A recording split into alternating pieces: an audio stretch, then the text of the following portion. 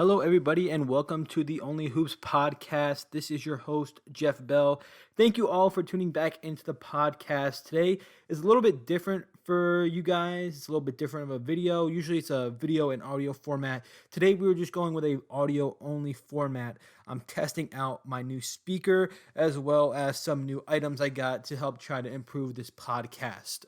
Prior to this point, I have been using Zoom, pretty much just using everything that I have to my disposal to make it simple for me. I have Zoom, some microphones. I know you guys have probably noticed that the audio quality throughout the last few videos has changed a little bit. I'm just tinkering with things right now, trying to make sure I get it as best as possible. Want to make this as high quality for the listeners and people watching as possible. So today's just going to be an audio only episode. So again, it's a little bit different from how we usually are coming to you guys. I like having a video format and definitely I'm going to go back to it. Just today, wanted to try an audio only format. I'm still working on some things video wise to try to improve that, not just use the webcam on my computer. So today's episode, we're going to talk about the NBA. It's been a crazy week here in the NBA. A lot of things have gone down. So want to bring you guys up to the latest information and give you my thoughts on it. So first thing we're going to do is we're going to start off talking with the NBA. And the big news around the NBA is obviously the James Harden four-way trade to the Brooklyn Nets. That transpired yesterday. Today is currently January 14th, so it happened yesterday, January 13th. You guys are listening to this on January 15th, so 2 days after the trade. We're going to go over the whole process of how the trade went down, things that led up to it, analyzing the trade, how I think it's going to help each team involved, and just bring you guys that type of information. So we're going to first start it off by what I like to call the James Harden saga. So going into the offseason, it was a really rough offseason for the Rockets, in my opinion. They lost Austin Rivers to the Knicks. They traded Russell Westbrook, obviously, to the Wizards for John Wall. Clint Capella went to the Hawks. Robert Covington went to the Blazers. Jeff Green went to the Nets, and they brought in John Wall and Boogie Cousins. So I thought James Harden, John Wall, and Boogie Cousins would have been able to compete for a playoff spot. In my prediction video that I made that some of you guys probably listened to, I had them making the playoffs with James Harden, John Wall, and Boogie Cousins. But it was kind of apparent from the start that James Harden didn't want to play with those guys. And when you have a lot of movement within a locker room and within a team, it is really tough to adjust to. And I think you can kind of point that to a lot of these super teams that you see. In their first year, they often don't win the championship. It's just kind of hard to do so with so many new people coming in, different styles, different cultures trying to blend together. It's tough to win like that, especially when against a lot of teams they come up against, who are already established. Maybe like the Warriors is a good example of they've had a core that hasn't really changed much. They have a culture, a winning culture that they're accustomed to, and you bring in a new group of guys to try to compete against them, and they might not be able to get it done the first time around, just, as they learn and kind of grow together as a basketball team. So again, like I mentioned, a lot of movement is definitely not conducive, to trying to win a championship. Like I said before, it was clear that Harden wasn't set on playing with John Wall and Boogie Cousins. And he never really gave playing with them a fair chance. Like I said, I thought they could have competed for the playoff spot. I don't think they had enough talent to, compete for the Western Conference, but I thought they would have been a playoff team. But clearly John Wall and Boogie Cousins weren't cut out for James Harden. So it was a kind of a lot of, talk back and forth in the media between James Harden, some things he said and some things Boogie Cousins said, and we'll kind of cover that a little bit later. But it just wasn't a good situation in Houston, and I think the trade was, good for all parties involved. So previously, I know there was talk about, trading Harden to the Nets, Sixers. I know the Heat and the Celtics were other places that I thought he could have ended up, and a lot of the trade packages that I've seen on social media and talked about on TV and things like that were, a lot of players for James Harden. I know, like with the Heat, they wanted Tyler Hero, Duncan Robinson, Precious Achiuwa. Like, you're taking 3 contributing players off that roster, and that's just a lot to do, especially from a team who just made the NBA championship. And I think it was like with the Celtics, they wanted Marcus Smart and Jaylen Brown. just way too much to give up for James Harden, in my opinion. But so there was some talks in the offseason about him going to those teams, and it looked like the Nets is, obviously the team now where he's gone to. So Harden, the Rockets this season, they were currently at 3-6 in the NBA. 2 wins over the Kings as well. They don't really have any signature wins up to this point. James Harden was averaging 24.8 points per game. So his numbers were definitely way down from last year, where he was the league leader at over 30 points per game. So his numbers clearly dropped a little bit. And as we mentioned, he, never really looked like he wasn't really trying out on the court much. He did still have 10 assists per game, so he's averaging a double-double. Obviously, James Harden's one of the, top 10, 15 players in the NBA. So going back into the things that Harden and Cousins kind of were saying in the media, some things that came out was James Harden the other day saying that the team simply just wasn't good enough. And that's kind of disrespectful to guys who are, in that locker room and you're battling with every night. If the team's not good enough, you got to do whatever you can to try to make it work out. And it's clear Harden, just didn't see a vision for the team. And I think that's really sad that, it happened this quick. I did predict that he would get traded, but I thought it was going to happen further down the line.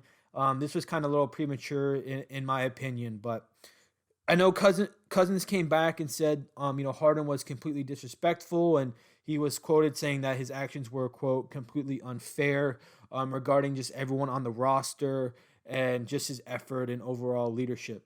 James Harden's the best player on that team. People are going to look up to him to try to lead the team, and when you got a leader who doesn't want to be there, it's just not a good situation. So we're going to go in depth in the trade now. We're going to talk about each of the teams, what they lost, what they gained from the trade, and then we're going to go a little bit further depth into each roster and just talk about them a little bit further in detail. So we're going to start off with this, again, being a 4-team trade. So the teams that were included were the Rockets, Nets, Cavs, and Pacers. The Pacers were kind of a late addition to the trade. They came in kind of afterwards, but they were included in it in the end. So again, we're going to start with the Rockets. They obviously lost James Harden. They gained Victor Oladipo Kurucs from the Nets, Dante Exum from the Cavs. They also got 4 unprotected first-round picks and 4 protected first-round draft swaps. So draft swaps, they can swap with other teams. The first-round picks are just picks that are now in their possession.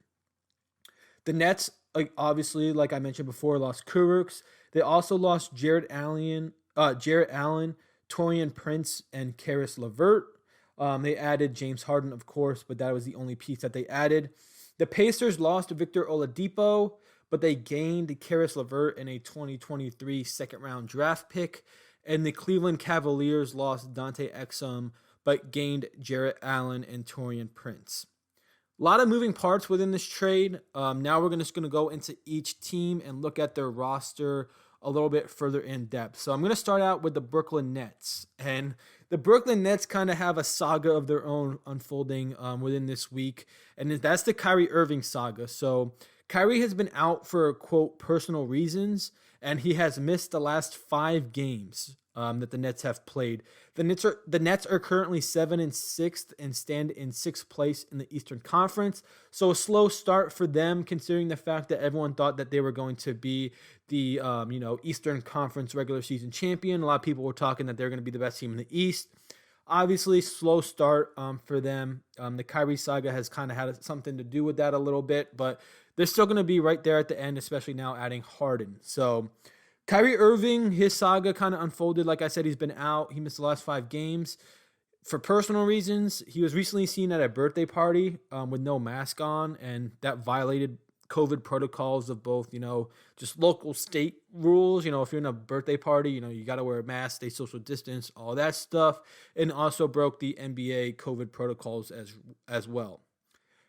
To me, this is a major red flag regarding his commitment level to both the team and the season. So first, we'll talk about the team. Kyrie Irving, another top 15, 10 player in the NBA. Anytime he steps on the floor, he's a danger to put up, 25 plus points, and he's going to be one of the best players on the floor day in and day out every time he steps out on that basketball court. So for him to not be committed to the team is tough to see. I know prior to this point, it was him, KD, Joe Harris, LeVert, Dinwiddie, all those guys were together, and the talks for Harden, were kind of going in and out throughout the season to this point. But again, I just think it's a major red flag. I don't think Kyrie is fully bought into this point with the team, and that's kind of unfortunate to see. Like we said, they're going to be an Eastern Conference contender with him, and if he's not fully bought in, then I don't really know what's going to happen regarding Kyrie Irving and the Nets. But next, we're going to talk about how he's not really committed to the season, and this is one where I kind of have a better understanding for it, but his actions don't display my understanding for it. I mean, obviously, with this season, there's been games that have been canceled and postponed on all levels. I'm coaching in high school right now, and we've had games canceled and games postponed, things of that nature. College basketball is happening left and right. NBA, it's happening as well. It's just a tough season, and obviously with COVID going on, it's just gonna keep happening. And if you watch my predictions video, I said that I thought the season was gonna be paused at some point due to COVID-19. And while the NBA hasn't said that at this point, I do think that it still is a good chance where they might pause at some point this season due to COVID-19. I know some teams have played with 8 players, and if there's a full massive outbreak for an entire roster, maybe on a few teams, I can definitely see the season pausing. So I would be more, in line with Kyrie Irving if he was like, hey, I'm going to take the season off. I don't think it's safe to play.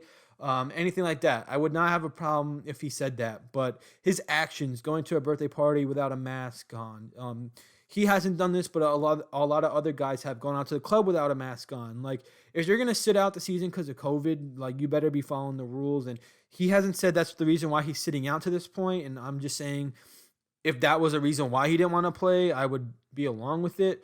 But it doesn't appear to be the case. It just doesn't seem like he's either bought into the team or really the season right now. And he's currently getting absolutely slammed by the media. I was listening to Sports Center the other day, and Stephen A. Smith said that he should consider retiring and that the Nets should consider avoiding his contract if he keeps this up. And hopefully it's a wake-up call for him, and now especially adding James Harden to the fold.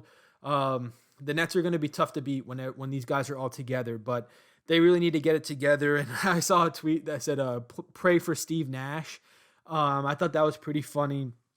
His first year as a coach in the NBA is already tough to navigate. Now you have Harden, KD, Kyrie, that just whole scenario of who's going to get the final shot and who's the alpha dog and who's going to be willing to, put their needs aside for the betterment of the team. That's going to be interesting moving forward. And hopefully Steve Nash can manage that. I don't wish that upon any coach. And I obviously, would love to see the Nets make a run at it. They're one of the most talented teams in the NBA by far. So I just, again, pray for Steve Nash. Let's see what he can do. And hopefully the Nets kind of get it together, come together, and really make a run at this thing. But after the trade, I just want to go through what their roster is looking like right now. So you currently have a projected starting lineup of Kyrie Irving, James Harden, Joe Harris, Kevin Durant, and DeAndre Jordan. That's a really tough starting lineup, and I don't know if there's many in the NBA that I can point to and say that are better than that. Their stats coming into this point, Kyrie Irving was averaging 27 a game with 5 rebounds and 6 assists. James Harden was at 25 points, 5 rebounds, 10 assists, like I mentioned earlier, averaging a double-double. Joe Harris, 14.5 points, 3 rebounds, 2 assists, obviously one of the top 3-point shooters in the NBA. Kevin Durant, 29 points, 7 rebounds, 6 assists. DeAndre Jordan, 4.5 points, 7 rebounds. Spencer Dinwiddie's at 7 points, 4 rebounds, 3 assists. Jeff Green is at 6 points and 2 assists, and Landry Shamet's at 5. That's our top 8 players right there, and that's a really good 8. Spencer Dinwiddie is a really tough player, and he's been a part of the Nets postseason teams the last few years, so he has a taste of postseason basketball, what it takes to, make it to the postseason, contribute on a postseason level.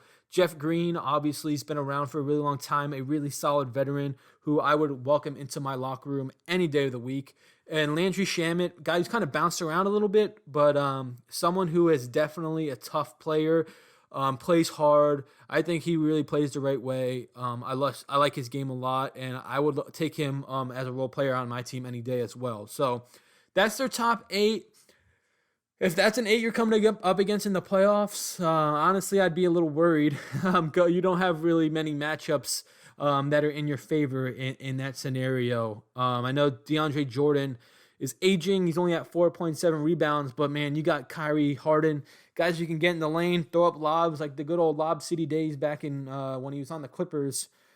Anyone 7 foot tall and athletic can get at least 3 dunks a game with those guys, just penetrating, dump offs, any of that stuff. So definitely watch DeAndre Jordan. And like I said, those guys off the bench there for the Nets are guys I'd welcome into a team any day.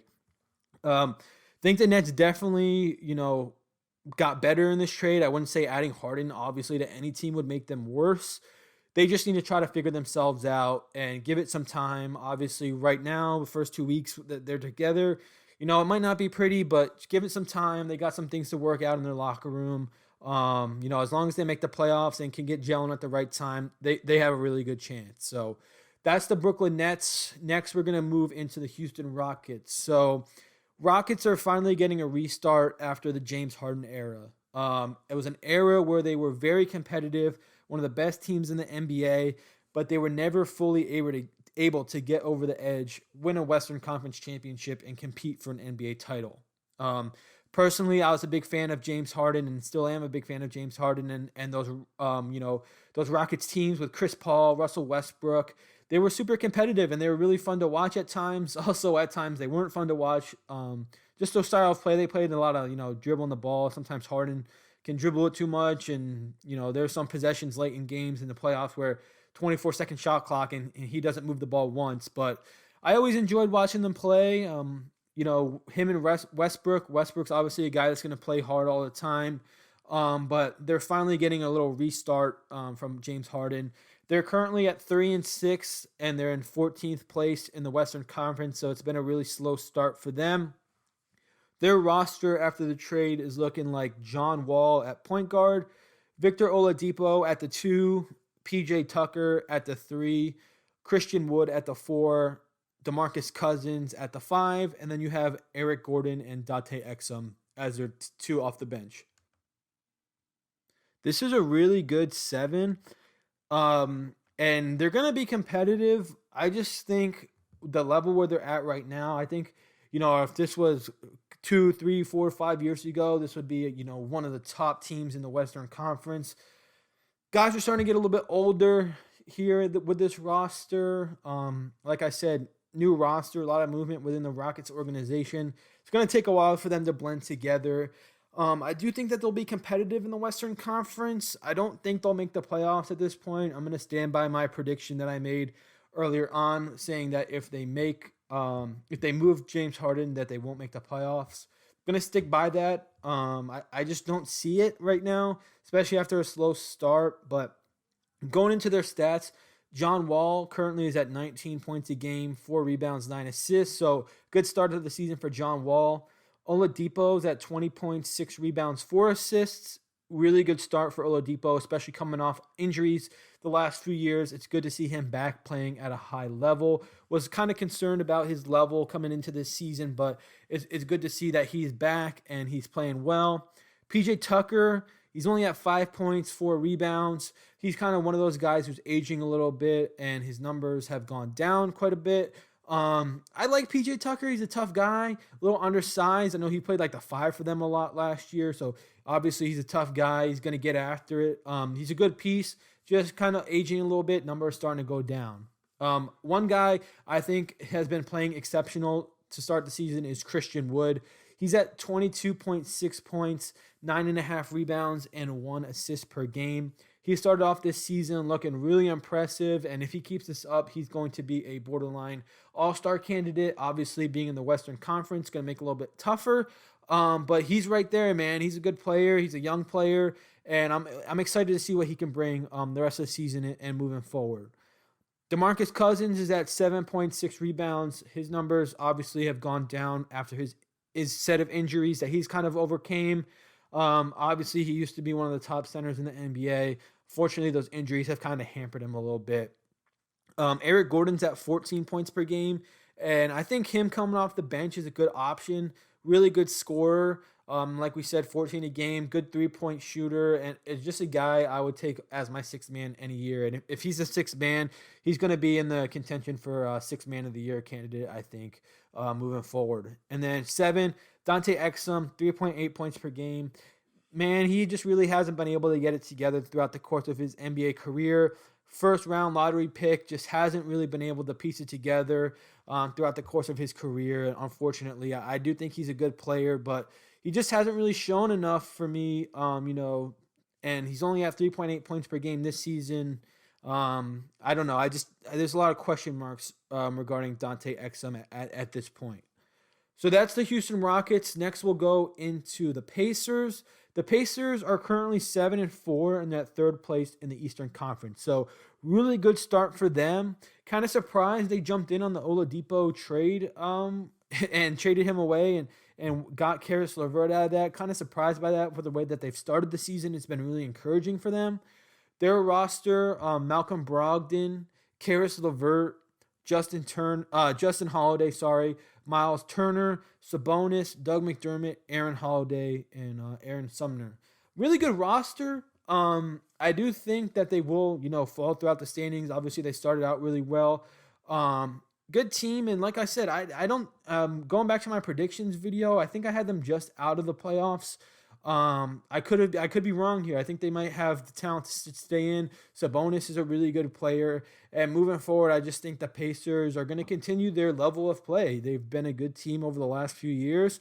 They showed no signs of going away, and hopping in on this trade, Caris LeVert is at 18.5 points per game. So obviously Oladipo's at 20, but you're not losing too much with Oladipo leaving and replacing him with LeVert. Now, if they got Dante Exum instead, obviously that'd be, a red flag there for them. But, replacing Oladipo with another really good player who's played in the postseason, I think that they can get it done and make the playoffs. We'll see, how the Eastern Conference turns out at the end of the season. But I think the way they've started is definitely showing some signs of improvement. And finally, the last team in the trade is the Cleveland Cavaliers. The Cavs currently sit at 5-7, and they are 11th place in the Eastern Conference at this point. They've had some promising signs to start the season. Colin Sexton has been playing exceptional. Okoro has played good as well. Chetty Osman's a young piece. Larry Nance, Andre Drummond has been out recently. But you add in Jarrett Allen, who is a good young center. He's nothing, super special. He's a really solid player. Good piece on any team. And so their top 7 right now is looking like Colin Sexton, Okoro, Chetty Osman, Larry Nance Jr., Andre Drummond, and then off the bench you got JaVale McGee, Jarrett Allen, and then they have Damian Dotson, who started some games for them with Sexton out, and then Taurean Prince, who they also got in the trade. So their roster improved a little bit, in my opinion. They didn't really lose much at all. Like I said before, they've just really lost Dante Exum, and they added him with Jarrett Allen, who's a good forward. They kind of have a little bunch up there with Drummond, McGee, and Jarrett Allen, but Jarrett Allen, like I said, is a good young piece. Taurean Prince, kind of a shooter, 3-and-D type of guy. So it'll be interesting to see how the Cavs do moving forward. But in conclusion, regarding this trade, I think it was a good trade involved for all the teams that were involved in this trade. I think each team kind of got something a little bit different out of it and a little bit of a unique perspective for each team. So again, starting with the Nets, I think that, obviously adding James Harden, they're showing that they want to win right away. What they really just need to do now is get Kyrie Irving, to buy in, get all those guys in the locker room right, and they're going to be right there again in the Western Conference. Rockets, they are just trying to set a refresh button. Obviously added some good players, so they want to remain competitive. They're going to be competitive, man. They're going to be a tough team to beat every night. But like I said, I don't think they're going to make the playoffs, but they're kind of getting a refresh, and they're kind of getting a rebuild where they're not absolutely like tanking. They got a lot of draft picks. So it's going to be an interesting rebuild for the Rockets moving forward. But like I said, they have some good pieces: John Wall, Oladipo, Wood, Eric Gordon, guys like that.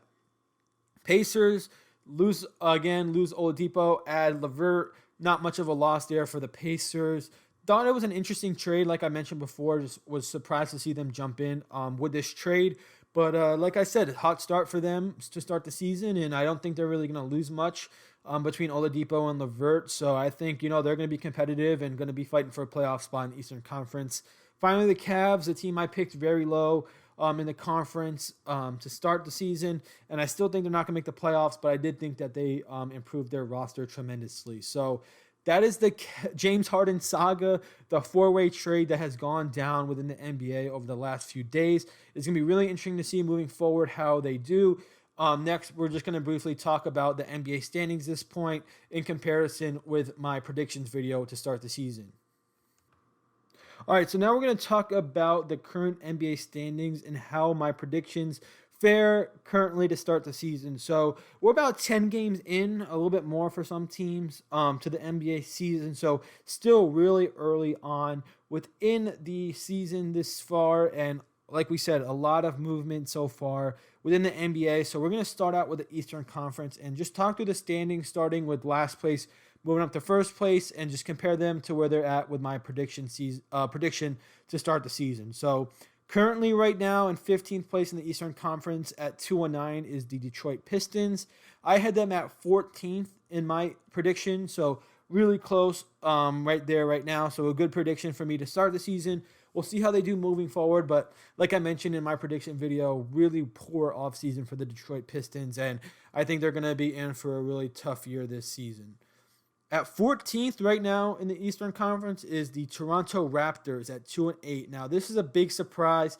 I did have the Raptors as the 6th seed in the Eastern Conference. It's been a really slow start to the season for them, surprising in my eyes. I thought they were going to be a surefire playoff team, but the way they started off the season, it's not looking like that right now, and they really need to start getting together. You get to a point where kind of, you don't want to get to a point where guys in the locker room give up. I don't think the Raptors have those type of guys in their locker room, but keep losing. It's tough to get the morale right, and it's going to be a potentially difficult season for the Raptors if they don't get things turned up here to start. So, like I said, they're in 14th. I had them in 6th. Hopefully they can improve. I think they have a really good roster, really good coach. We'll see how that goes. Currently in 13th in the Eastern Conference is the Washington Wizards at 3-8. I had the Wizards at 9th. I thought with Russell Westbrook, they would have, and Bradley Beal, they'd be, competing for an Eastern Conference playoff spot. I did mention in my predictions video that they don't really have much depth, and I think that's coming to hurt them right now. They do really need to add some pieces, to improve their depth. Those guys, Beal, Westbrook, they can't do it all. Especially going up against, you're going up against pros, NBA players every single night. Those teams are bringing it. The coaches are going to do whatever they can to take those two guys out of the game. They really need to improve their depth if they want to push for a playoff spot. After the Wizards in 12th is the Bulls. So I had the Bulls in 12th. So right now they're right where my ranking was. Showing some promising signs, have a really good young core. I think this could be a team to look out for in the next few years. But right now my Bulls prediction is spot on. So I won't really say too much about that. 11th place, like I mentioned when we were talking about the trade, is the Cleveland Cavaliers. Again, positive signs for the Cavs to start the season. I originally had them in 15th place, so I had them in last. So they're improving over my predictions to start the season. Hopefully they can keep it up. And after the trade, like I said, I think they improved their roster a little bit. So we're going to see if they can keep it together and not, really fall off tremendously and finish in last place. In 10th is the New York Knicks, another team who has started the season pretty good. Have seen some signs from different guys. Julius Randle is playing really good. RJ Barrett has had some good games.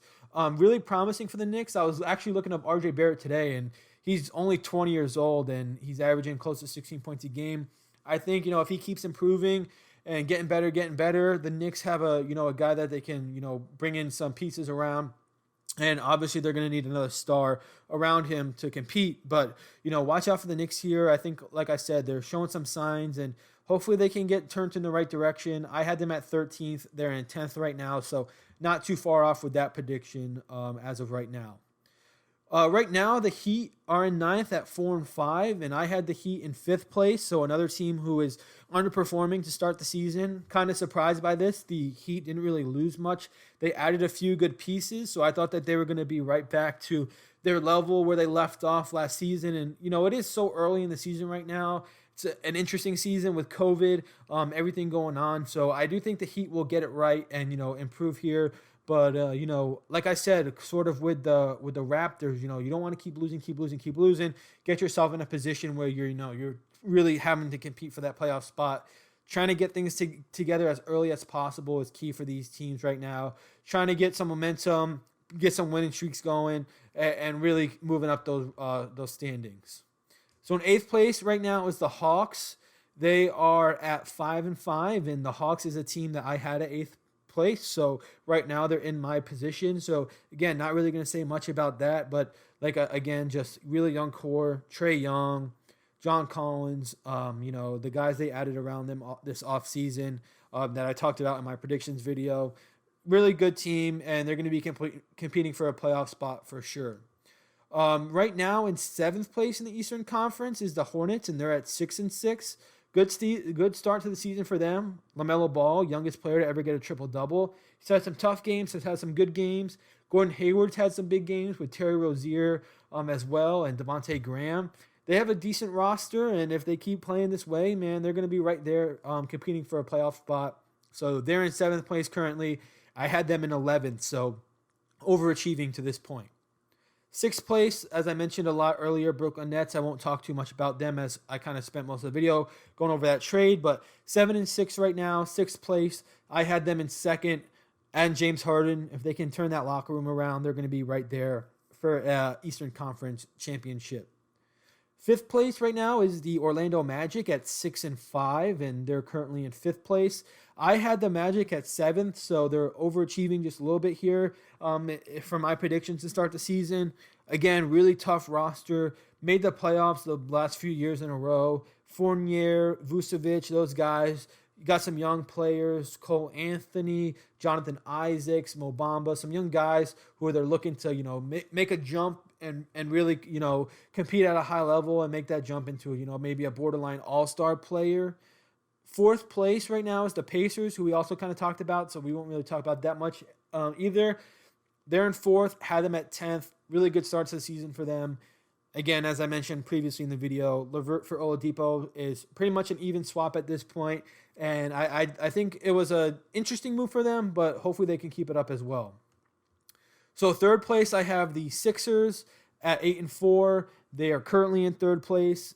And I think the Sixers are going to be right there. They were saying that Ben Simmons was in the talks for James Harden with the trade, so it'll be interesting to see how that ends up working out, if that locker room can stay together, if that trade talk, all that stuff has any impact on that locker room. But the Sixers are going to be a tough team, as they always are, to knock out. 2nd place, Milwaukee Bucks. What more can we say from Giannis? I had them as 1st place. They're in 2nd right now. And they're going to also be a really tough team moving forward. Have one of the best players in the NBA as their best player. Really good roster around them. So the Milwaukee Bucks 2nd place. And in 1st place are the Boston Celtics at 7-3. I had them at 4th place. So right now they're 1st. But again, Celtics are a tough team. Have that young core. Really, really, really tough guys. Play the right way, play hard and night in and night out, and obviously are coached by one of the best coaches in the NBA and all of basketball. So next we will transition into the Western Conference and talk about their standings against my predictions. So 15th place right now in the Western Conference is the Minnesota Timberwolves, right where I had them last place. This is going to be a long season again for the Timberwolves. They just don't have enough pieces to compete in the absolute gauntlet of the Western Conference. 14th place is the Rockets. I had them at 8th to start the season with James Harden. Like I said, I had them in a playoff spot with James Harden, and now that they moved him, and in my predictions video, I said if they traded him, they're not going to make the playoffs. I don't see them making the playoffs. I do think they'll come above 14th place, but I think it's going to be a long year for the Rockets. They will be competitive, just not going to be a playoff team. 13th place, I have the 13th place right now is the Pelicans at 4-6.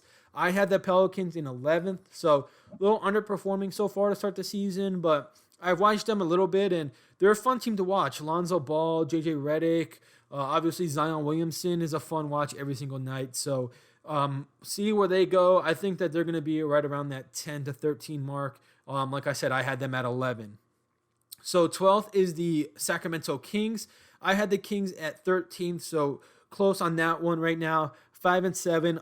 As I mentioned in my prediction video, I love the Kings roster personally. I love Buddy Hield, De'Aaron Fox.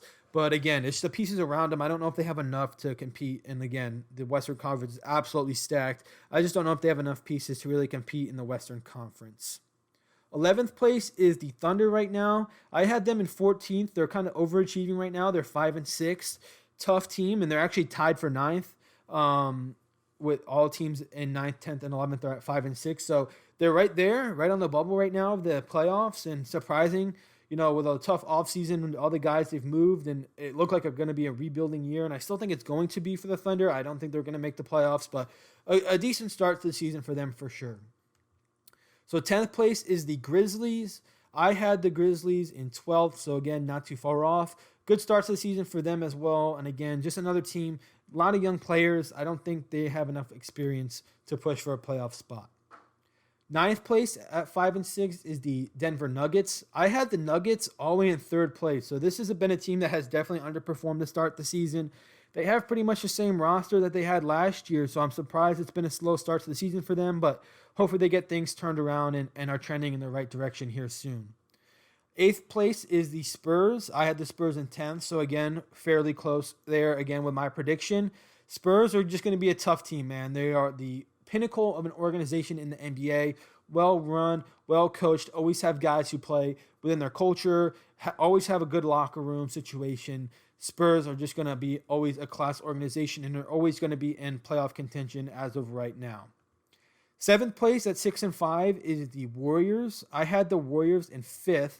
That was a little high. I do think that the Warriors will make the playoffs. I know some people thought they might miss out on the playoffs this year, but Steph Curry is absolutely back, averaging close to 30 points a game. I said in my predictions video he's going to be a candidate for MVP, and I do think he will if the Warriors make the playoffs. Kelly Oubre had a really tough start to the season. Wiseman has been playing up and down. I do like him, though. I think he's going to be a really good player. Obviously, Andrew Wiggins, he had a really big bucket the other night against the Clippers in their game last week. Just a tough team, and another team that has a winning culture. One thing that I want to say about the Warriors, and something that I think if you're a fan of basketball, you will appreciate. So I said this to the high school team that I'm coaching the other day, and it was during that Clippers-Warriors game I was watching where the Warriors were down by 20-plus points in the third quarter.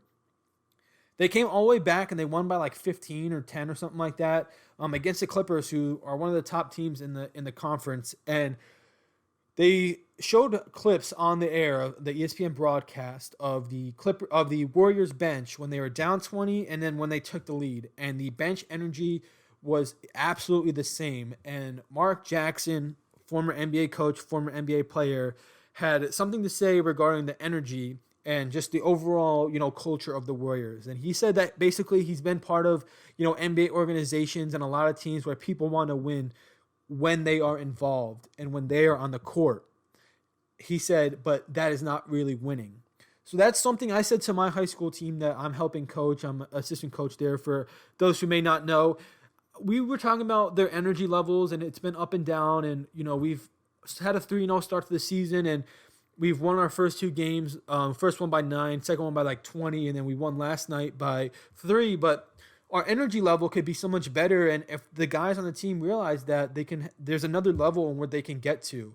And winning teams do that night in and night out. And that is what the Warriors have kind of instilled over their time with Steve Kerr, Steph Curry, Draymond Green, Klay Thompson. Now, anyone who knows me knows I'm not a fan of the Warriors. I didn't like when KD joined them. Didn't really like them before. I don't know. Obviously they play basketball the right way. There's just something about those guys that kind of didn't sit right with me. But man, I've really come to appreciate the Warriors over the years. And I know some people who are listening to this are probably like, man, he changed his mind. He's a bandwagon. But I just think, having a good understanding of the game and kind of being able to follow them and see what they've been through with injuries and things like that, and to still be where they're at right now, I think is really good. And it's a testament to all those guys and the way the Warriors organization is run. Moving into 6th place is the Dallas Mavericks. They're at 6-4. I had the Mavericks this season finishing in 4th. So They just got Porzingis back, so obviously now he's back. They're going to be competing really high level.